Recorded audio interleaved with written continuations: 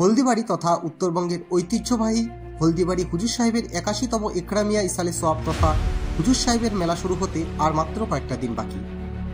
শুধু পশ্চিমবঙ্গ নয়, যেখানে সমগ্র ভারতবর্ষের লোকেদের আনাগোনা দেখা যায়, তাই পুণ্যার্থীদের থাকা খাওয়া নিরাপত্তার বিষয়টির দিকে কর্মকর্তাদের নজর রাখতেই হয়। তাই অনুষ্ঠানকে উপলক্ষ করে রবিবার দুপুর নাগাদ হলদিবাড়ি হুজুর মাজার প্রাঙ্গণে একটি সভার আয়োজন করা হয়। এই দিনের এই সভায় উপস্থিত ছিলেন সভাপতি গদিনিসির পীর সৈয়দ নুরুল হক, সাধারণ সম্পাদক লুৎফর রহমান ও দিদারুল আলম সরকার, হিসাবরক্ষক নূর নবিউল ইসলাম, হুজুর সাহেবের বংশধর সহ ইকরামিয়া ইসালে সব কমিটির সদস্যরা। প্রত্যেক বছরের নয় এবছরও অত্যন্ত জাঁকজমকের সঙ্গেই 5 ও 6 ফাল্গুন অর্থাৎ ইংরেজি 18 ও 19 ফেব্রুয়ারি অনুষ্ঠিত হতে চলেছে হুজুর সাহেবের মেলা।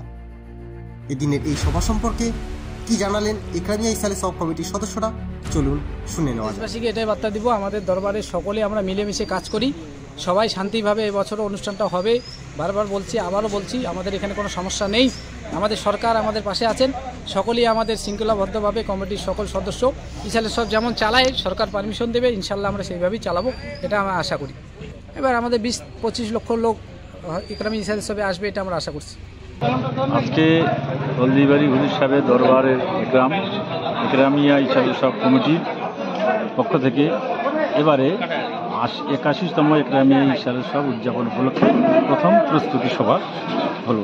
বিষয় আলোচনা বলতে মূলত আমরা প্রস্তুতি কীভাবে নেব, সমস্ত কর্মীরা বা নেতৃত্বরা তাদের সঙ্গে দীর্ঘদিন যাবতে আমাদের সংযোগ নেই, তাদের সঙ্গে সংযোগ হলো, মত বিনিময় হলো, বিগত ইসালে সবের ভুল ত্রুটিগুলো পর্যালোচনা হলো এবং আগামী দিনের জন্য প্রথম প্রস্তুতি হিসাবে আমাদের যেটা প্রচার হিসাবে পোস্টার এবং হ্যান্ডবিল আমরা বের করি, সেটাই আমরা সিদ্ধান্ত নিলাম, সেটা বের হবে এবং কিছু উন্নয়নমূলক কাজ করানো হয়েছে।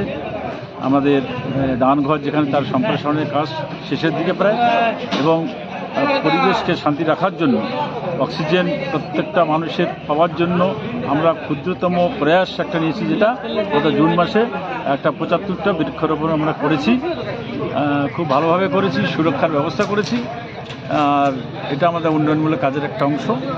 আর এরপরে আমাদের অনেক মিটিং হবে, অনেক আলোচনা হবে, প্রশাসনিক বৈঠক হবে অনেক, সেখানে একটার পর একটা করা হবে। এবং এখানে একটা আলোচনা হলো যে আমাদের যে 17টা দপ্তর রয়েছে, সেই দপ্তরগুলোকে নিয়ে আলাদাভাবে বৈঠক করে, আমরা গতবার রেজাল্ট ভালো পেয়েছি, সেই জন্য দপ্তরগুলোকে নিয়ে আবার বসা হবে, যাতে প্রত্যেকটা দপ্তর তারা স্বশাসিতভাবে সিদ্ধান্ত গ্রহণ করতে পারে।